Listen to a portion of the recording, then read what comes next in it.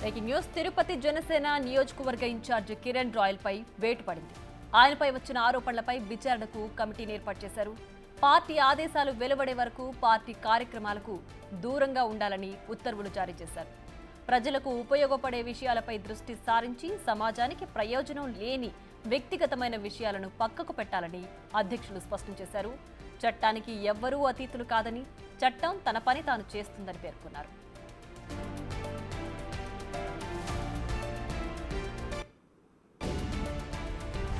ఇక మరింత సమాచారాన్ని మా ప్రతినిధి దామోదర్ అందిస్తారు. దామోదర్, చెప్పండి, ప్రస్తుతం కిరణ్ రాయల్ పైన వేటు పడింది కదా, ఏంటి దీనికి సంబంధించి డీటెయిల్స్?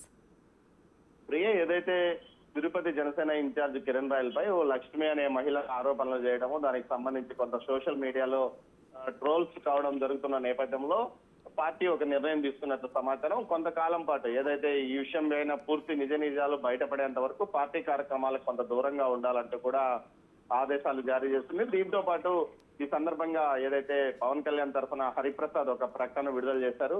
వ్యక్తిగత విషయాలను పక్కన పెట్టి పార్టీకి ప్రజలకు ఉపయోగపడే విధంగా ప్రతి ఒక్క కార్యకర్త వ్యవహరించాలంటూ కూడా కోరారు. మరోవైపు ఏదైతే చట్టం తన పని తాను చేసుకుపోతుంది, ఇక్కడ తప్పు ఎవరిదైతే వారి మీద ఖచ్చితంగా చర్యలు ఉంటాయంటూ కూడా తెలియజేశారు.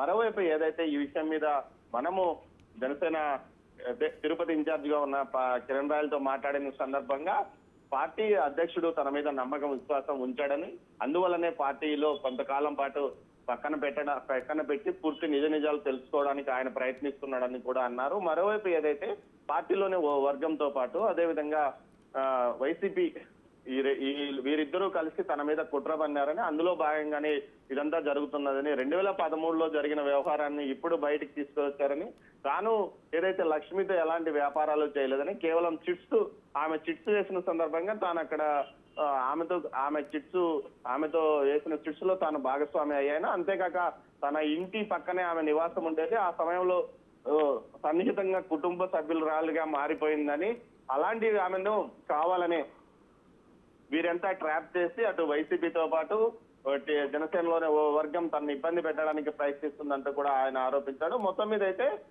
పార్టీ ఆవిర్భావం నుంచి సిన్సియర్ కార్యకర్తగా పనిచేశాడు. దీంతో పాటు ఎక్కడ తమ అధినేత మీద ఈగ వాళ్ళనివ్వకుండా అతను ఎక్కడైనా సరే విమర్శలు చేస్తూ ప్రత్యర్థిని విమర్శలు చేయడంలో దిట్ట. అలాంటి వ్యక్తిని అటు పార్టీలోనే ఓ వర్గంతో పాటు వైసీపీ ఈ విధంగా కుట్ర పని చేసిందని అతని అనుచరులు అంటున్నారు. మొత్తం మీద ఈ వ్యవహారం పైన పవన్ కళ్యాణ్ పూర్తి స్థాయిలో ఎప్పుడు ఎలాంటి నిర్ణయం తీసుకుంటారో వేచి చూడాలి. మొత్తం మీద దీనికి సంబంధించి కొంతకాలం పార్టీ కార్యక్రమాలకు దూరంగా ఉండాలంటూ ఆదేశాలు జారీ అయినట్లు ఒక ప్రకటన వెలువడింది. ఈ ఆరోపణలు రుజువయ్యే వరకు, లేదంటే దీనికి సంబంధించి ఏ విధమైన స్పష్టత వచ్చే వరకు కూడా ఆయన పార్టీ కార్యక్రమాలు ఏ విధమైన కార్యక్రమాల్లో పాల్గొనకూడదు అన్నట్టేనా దీనికి సంబంధించి?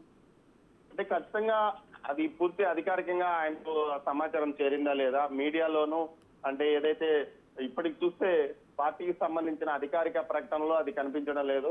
కొంతమంది హరిప్రసాద్ పేరుతో ఆ ప్రకటనను విడుదల చేశారు అంటున్నారు. అయితే పవన్ కళ్యాణ్ ఆదేశాలు జారీ చేస్తుంటే ఖచ్చితంగా వ్యక్తిగతంగా అతనికి ఫోన్ చేసి నువ్వు కొంతకాలం పాటు పార్టీ కార్యక్రమాలకు దూరంగా ఉండాలంటూ చెప్పడం జరుగుతుంది. కానీ అలాంటివి ఏమి జరగకుండా ఒక ప్రకటన రూపంలో విడుదల చేయడం అంటే ఇదేదైనా మరో మతలబు ఉందా అన్న కోణంలో కూడా ఆలోచిస్తున్నారు. మొత్తం మీద అయితే ఒక ప్రకటన పార్టీ కార్యాలయం నుంచి వెలువడిందని చెప్తున్నారు. దీనికి సంబంధించి పూర్తి నిర్ణయం అటు పవన్ కళ్యాణ్ చెప్తారా, లేకపోతే నాగబాబు కానీ అయితే పార్టీ సీనియర్ మంత్రి అయిన నాదెండ్ల మనోహర్ గాని ఏదైనా ఒక ప్రకటన చేసే అవకాశం ఉందా, లేకపోతే ప్రత్యక్షంగా అటు కిరణ్ రాయల్ తో మాట్లాడే అవకాశం ఉందా అన్న విషయం మీదనే వారి అనుచరులు చెప్తున్నారు. మొత్తం మీద అయితే ఒక ప్రకటన మాత్రం ఇప్పుడు వచ్చిందని చెప్తున్నారు. Priya. Right Damodar, thanks for the updates.